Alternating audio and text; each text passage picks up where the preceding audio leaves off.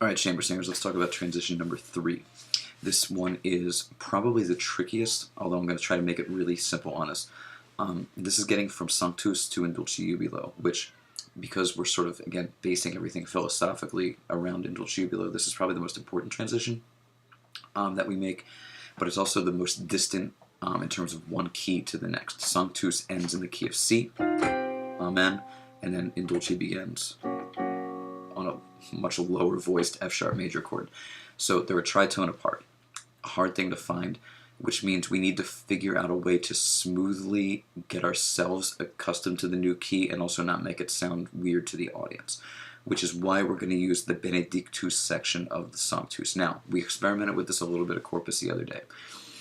What we tried was something I had kind of been mulling over in my brain. I didn't like it as much as I thought I would at rehearsal, so I'm going to modify what we did. So if you're thinking back to Monday's rehearsal of corpus, just kind of forget what that was. So here's the premise. We're going to use the 4 measures in the middle of page 8 as our vamp. And when I say vamp, I think we're actually only going to do it twice. I'm actually going to make it a definite that we only sing it twice. So here's the guidelines. The 4 measures outline these 4 chords. Basses and tenors here, sopranos and altos here, and you're using the pitch pattern of the Benedictus, so it'll sound like this, right?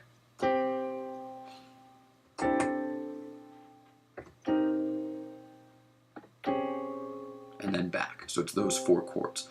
We have to end on the 4th chord, and the reason why this will work is because on that 4th chord, tenors and sopranos, you wind up on these 2 pitches, and these 2 pitches will help us to more easily and smoothly transition into the In Dulce Jubilo. So here's what you need to know. First thing, I think the other day some of you were trying to hum the rhythm of the words of Benedictus. Don't do that. Just hum whole notes. So if you're a tenor, right, you're going to watch me and you're going to do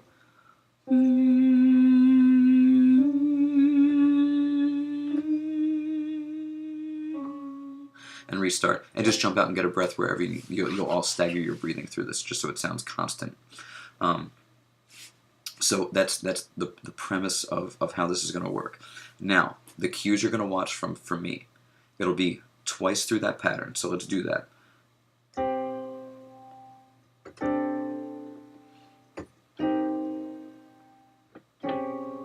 Second time now.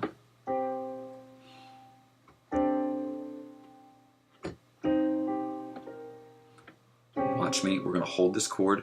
You're going to see a cutoff from me, which is only for basses and altos, because we want tenors and sopranos to keep holding those 2 notes. Those are the 2 critical notes. Now, the reading's still going to be taking place while this is happening, so you need to just shut out the reading. And then the next move here is going to be altos. There's going to be 3 things that happen now. The first is altos, who are going to sing first with the sopranos on that note, but you're going to walk down the next 2 notes of the scale. So, altos, you'll come in to sing. As they hit that 3rd note there, basses, you're going to come in on the tenor note an octave down, which is that pitch. So tenors are holding this note, sopranos this note. There's that note. So, basses, you'll come in there as the altos hit that 3rd note. So watch me for this. So it'll be tenor soprano alone holding, or tenor soprano, then altos jump in with bass. That's the second thing that's happening. The third thing that's going to happen is on my next cue, tenors, I want you to move down to the B, which will make this a dominant 7 chord. So if I put all that together, we get tenor note, soprano note, we get hold, watch me, altos, basses, tenors, and that sets us up for.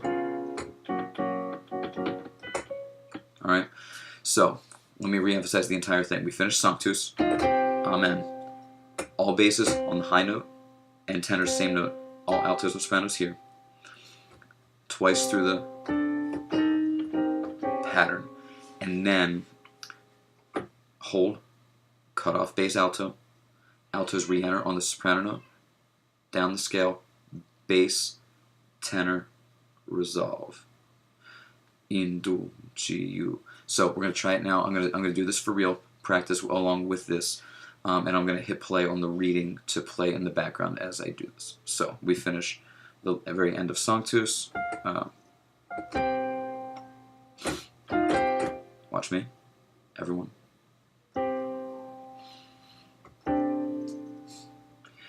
After a time of suffering, it happened early one morning that he was surrounded by the heavenly host in a vision. They said that he was to put his sufferings out of his mind and keep company with them and dance with them in a heavenly manner. They led the servant by the hand to the dance, and the youth struck up the joyous little hymn. When the servant heard, his heart and soul were so cheerful that all thought of suffering disappeared.